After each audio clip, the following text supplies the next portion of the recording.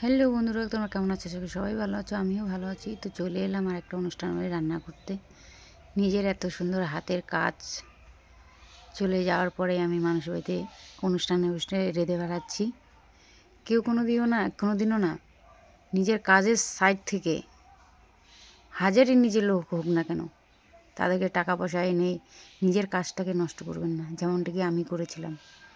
আজকে সেটার জন্য আমার এত সুন্দর হাতের কাজ ছিল, ওই কাজটা চলে গেল। এখন আমি মানুষের বাড়িতে রেঁধে বেড়াচ্ছি। অনুষ্ঠানে আজকে 70 জন লোকের রান্না হবে।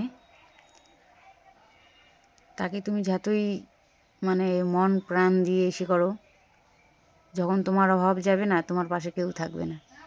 আসলে টাকা পয়সা না থাকলে না কেউ কারো কোনো দিন আপন হয় না। আজকে আমার পরিস্থিতি এত খারাপ যে আমি অনুষ্ঠানে রেঁধে রেঁধে বেড়াচ্ছি।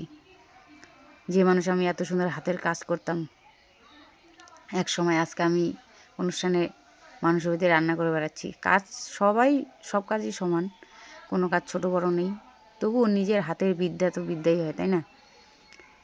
তো আমি যেই ভুলটা করেছি ওই ভুলটা তোমরা করো না। কাউকে কোনো দিনও টাকা পয়সা দিয়ে নিজের কাজের সাইড থেকে অন্তত এনে দিও না। তো এইটুকুই বলার ছিল। টাটা।